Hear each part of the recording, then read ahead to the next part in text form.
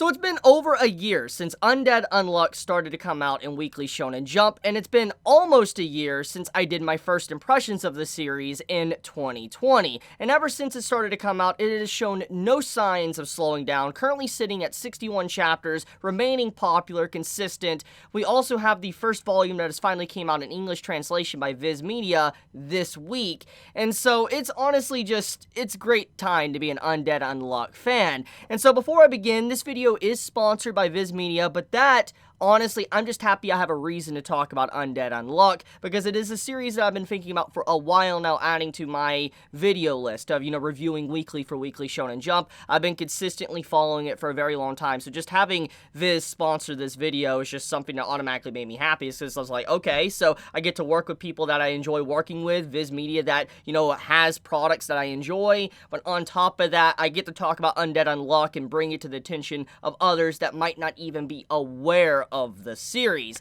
So anyways, to begin, I want to briefly talk about just the art style, which I think I could perfectly showcase with the cover of this first volume of the series. The cover it's good. It speaks for itself. Like, the art style kind of reminds me a little bit of Horikoshi's art design. If you know My Hero Academia, it's kind of similar, at least with the facial expressions. If you look at Andy on the cover here, color palette too. I just love the distinction between, like, Undead and then Unluck, the blue and the pink type look. I mean, you have stuff like this in, like the first volume and all that. There's some great color pages and spreads and all that throughout the series. So, one of the things I do want to talk about, though, when it comes to this, since I have the first volume, is talk about how far Undead Unluck has gone. Like, just how much it has evolved as a series, and how much it has remained consistent, and it's continuously getting better and better by the arc, and by the chapter. So, one of the things that really stand out to me, and I think many that have probably read Undead Unluck have realized, is that the power system of the series is incredibly unique. And at this time, it's still kind of in its infant stages, but there is so much potential in its power system because of everything that's already been presented within the story. I cannot wait to see it expanded upon. And we already are starting to see examples of this later on in the series, around the 50s and 60 chapter that we've gotten recently. So there is a lot of potential for the power system, and that is something I've always really loved about Battle Shonen in general. Anyone that I think has read, Weekly Shonen Jump for a very long time, read different manga like One Piece, Dragon Ball, Naruto, etc., Hunter x Hunter, there is a variety of battle systems, power systems, that just outright look amazing. They really give a lot of life, and it brings into a lot of discussion in the community. Many love to discuss about, like, which power would be better against the other,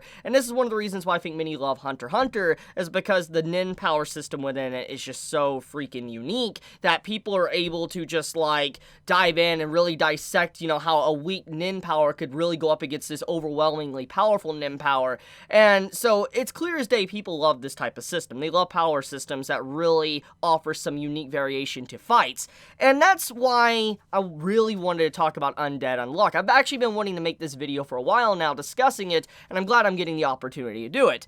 So, if you are unaware of the power system, don't worry, I will clarify for you about how it actually works, and if you might actually be interested in reading the story yourself, because it really is perfectly intertwined with the main point of the story. I mean, there's a lot of plot points, a lot of things going on, but there's a lot of twists that happen early on. I don't want to spoil for those that have actually not read the series. So once again, if you really are interested after this video, I do recommend you to go out of your way and read it. It's a really good series, Weekly Shonen Jump, and it has no, sight of it ending anytime soon. Like, it's probably going to be around for a while, and it's not going to get canceled. So, you know how I feel about that, so that's good news overall.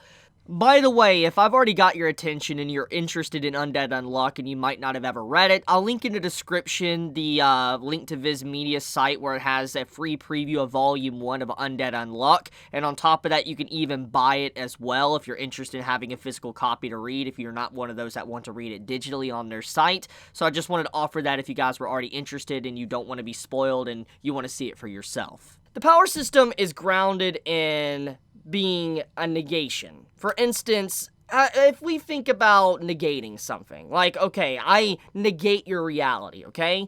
Basically, it's kind of something like that. That's how Undead Unluck works. So I guess I should start with our two main characters, our main female and main male character, and both of them represent what the title of this series is, Undead and Unluck. So Andy, our main male character, he has the ability called Undead, and at first impressions, people might assume that the man is a zombie, but that's actually not the case. What he actually is he negates death itself. Literally, he negates the laws of reality of death, and he cannot die. And then you have our main female character that literally is Unluck, and she literally negates luck itself, and she causes a series of misfortune on someone that puts a hand anywhere on her body, on her skin mainly, not on her clothing. So this is just a very brief example of just some of the abilities that are actually in the series, and if you've already caught on, this can definitely lead to a lot of unique fights within the story, because once again, Undead, Unluck, that's very basic, but it's really good.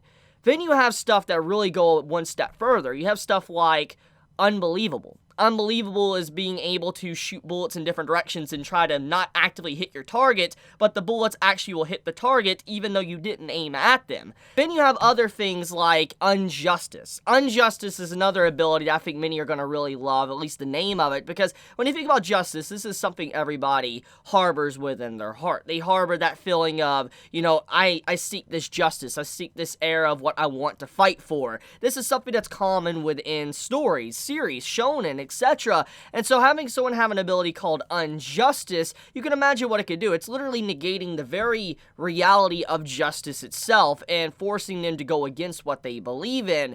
It's fascinating. And this is, like I said, the tip of the iceberg of what the series really has to offer.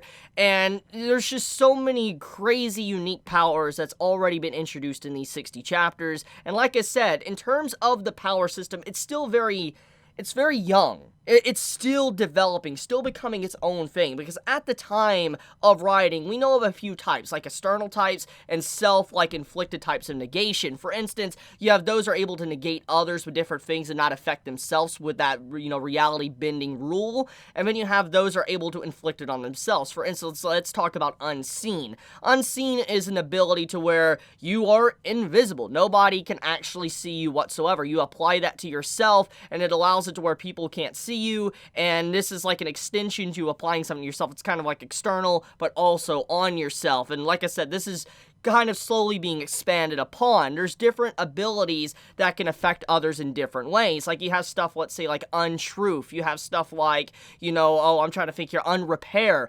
Unrepair is another unique one. Like imagine literally being able to negate the ability to repair things. Like, okay, let's say you got a minor wound. Let's say you got a little paper cut on your finger, and this paper cut was given to you by the guy that had the negator ability called Unrepair. With that type of ability, you might think a little paper cut isn't that bad, but imagine if that paper cut never closed. Imagine for the rest of your life, as long as that negator allowed his ability to be activated, that paper cut would never heal, it would never close, it would continuously bleed or sting. You can imagine what this could lead to and how dangerous that would be. A small injury could turn into something rather fatal. So yeah, this is just examples of what the series has to offer, and I think it's just incredibly underrated. Like, I know people love power systems, and I'm with those that, love power systems, and it's interesting that I don't see more people talking about Undead Unluck's crazy power system that really stands out. It's super unique, and even the story itself is super unique. Like, yeah, there's even negators that actually get affected by their ability. Like, it's always activated, which means that they're never able to actually have a normal life, which kind of relates to our main female character and how she has, let's say, the Unluck ability. So, as I already said briefly at the beginning, her ability is literally to negate all luck. And when someone puts a hand on her, she gives them a series of misfortune. You can kind of imagine how bad this would be. For instance, that means that she would never be able to make physical contact or relationships with others. It'd be very hard for her to have a partner, a romance partner at all, because of just how her body is literally negating others and ruining their very luck. I mean, it literally could actually kill somebody. That's how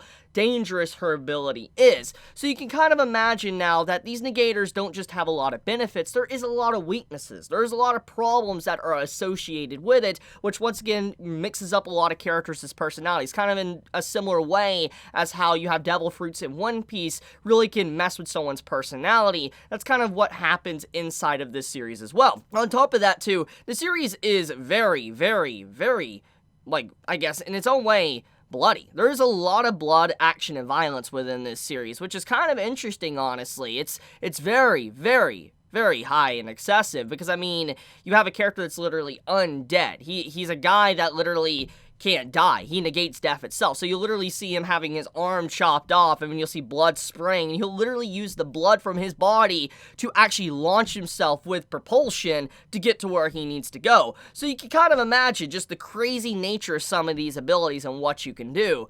So yeah, I've been wanting to talk about the power system for a while, just how unique it is, and how I cannot wait to see the writer really dive in deeper into it and kind of give it even more identity than it already has. Because out of all the years I have been reading manga, I don't think I've ever seen a power system that literally focuses on negating reality itself.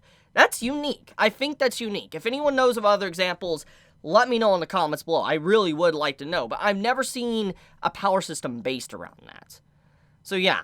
But, I guess I'm gonna leave the video at that. I wanted to talk about Undead Unluck and just how the power system stands out and how, you know, people really shouldn't look past the series. It should definitely be something everybody should be talking about, because it's gonna be sooner or later that this series is gonna get an anime. It's gonna get an anime. It's obvious at this point. It's gonna get an anime with, you know, Viz Media getting the first volume of the series and all that. It's clear it will get an anime eventually, because it's going to continue rising in popularity. It's doing very well in Weekly Shonen Jump, so it's only a matter of time. So I can't wait to see when those that actually finally get into the series, and even, let's say, people that watch the anime, if it ever does come out, that, you know, people are going to really love the power system and be like, whoa, this is absolutely ridiculous. I cannot wait to see what the community has to offer in discussions, because it's just so fun to see that.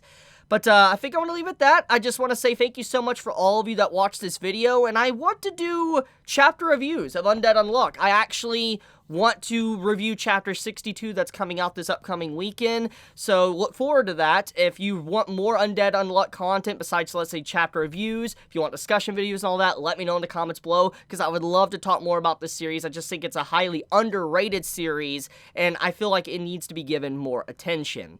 So I'll leave it at that. Thank you so much, Viz Media, for sponsoring this video. Thank you so much for all of you that continue to support me and allow me to even get sponsorships like this. I always appreciate it. It helps me out a lot. And all of you, I want you all to have a fantastic and wonderful day. Be safe, stay healthy. Chibi out.